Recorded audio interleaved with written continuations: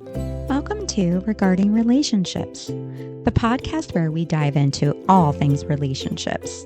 The ones we choose, the ones we're born into, and the messy ones we're still figuring out.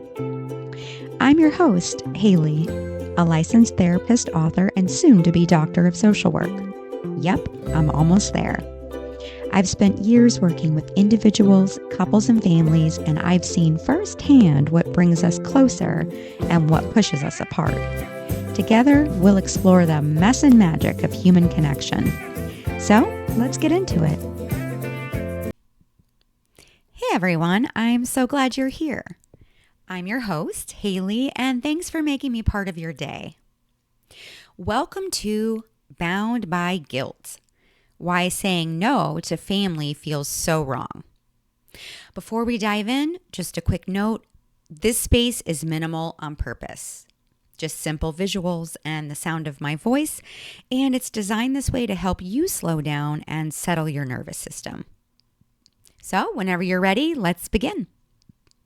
This is a topic that's actually quite near and dear to my heart, and I'd like to start off by discussing why family guilt is so common. I work with a lot of people in therapy who struggle to say no to their family. They feel responsible, stuck, drained, and most of all, they feel guilty. Even when they know a boundary is healthy or necessary, something inside of them freezes up. They say yes when everything in them is screaming no. And then they come to therapy asking, why do I feel so bad for doing what's right for me? So let's talk about it in plain language. Guilt is just an emotion that tells us that we've done something wrong. And sometimes it's a helpful emotion. It's what keeps us honest and accountable. But a lot of us walk around with a sense of toxic guilt. Guilt that is not based on wrongdoing, but instead on conditioning, especially in families. So where does this guilt come from? Well, let's break down some of the reasons why it's so difficult to say no to family, even when we want to. Here's just a few reasons. Perhaps you were taught that saying no means that you're selfish. Perhaps you feel like you owe your family because they raised you or supported you. Perhaps you grew up in a home where your job was to keep the peace or make others happy. It could be you believe that loving someone means never letting them down. Maybe you're scared that if you don't say yes, they will be disappointed, upset, or even cut you off. Any of that sound familiar? If so, you're not alone. But here's the thing. Guilt is not always about the present moment.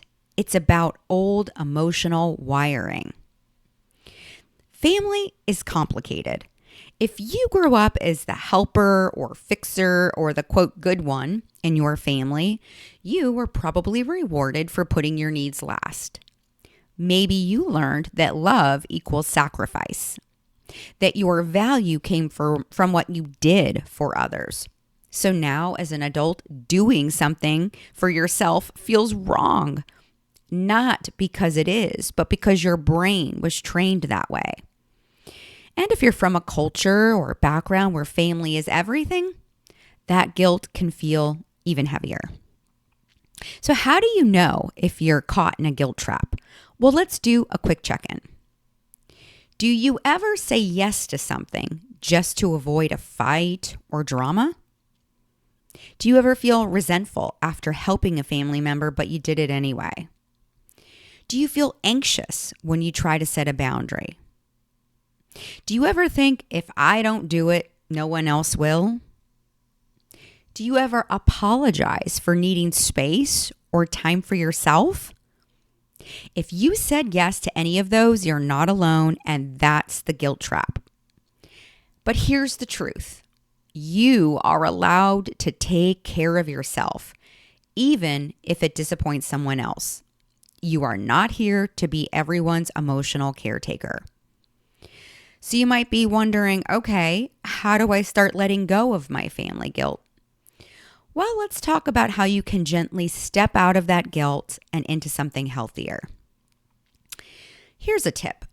Name the guilt. Don't run from it. When you're feeling guilty, ask yourself, what do I think I did wrong here? And then ask, did I actually hurt someone or did I just say no? Most of the time, you'll realize you didn't do anything wrong. You just disappointed an expectation. Another tip, redefine what love looks like. Love is not about constant self-sacrifice. In fact, love includes honesty, boundaries, rest, and even saying no. Here's another tip. Remember, boundaries are not rejection. Setting a boundary doesn't mean you're abandoning your family. It means you're trying to show up in a way that's more sustainable and honest. Another tip, start with small boundaries. You don't have to start with the hardest no. Try things like, I can't talk right now, but I'll call you tomorrow. Or, that topic is off limits for me today. Or, I'm not available for that, but I hope it goes well. Another tip, let people have their feelings. When you set a boundary, you're right. Someone might get upset. That doesn't mean you did something wrong. People are allowed to feel disappointed, and you are allowed to hold your boundary anyway. So just some final thoughts. You do not have to earn your worth through sacrifice. You do not have to say yes to prove your love. And you do not have to feel guilty for taking care of yourself. Healthy relationships survive healthy boundaries. Your love and your family are all worthy of your time, but so is your peace. And you have got to protect your peace. It's not an either or. So a final reflection for you. And I invite you to try this gentle reflection if it feels right. Just take some time today, some quiet time, no phone, no input, just you, and try asking yourself these 3 things. Number 1, where in my family do I feel the most guilt? Number 2, what boundary would I set if I didn't feel guilty?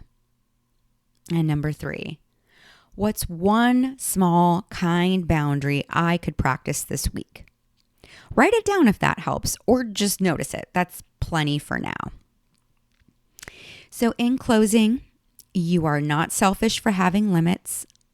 You are not ungrateful for needing space. You are not a bad daughter, son, sibling, or partner for saying no. You are simply human, learning how to honor both your love for others and your responsibility to yourself. So, keep practicing. It does get easier. And just know you are not alone in this. Thank you so much for listening today. If something from this episode spoke to you, I'd love to hear it. Drop a comment or share a question about a relationship that's on your mind. Big or small, your questions can spark conversations we all can learn from. And if you'd like to keep exploring these topics with me, make sure to like and subscribe so you don't miss what's next. I'm grateful you're here. I'll see you next time. And until then, stay curious, stay kind, and stay connected.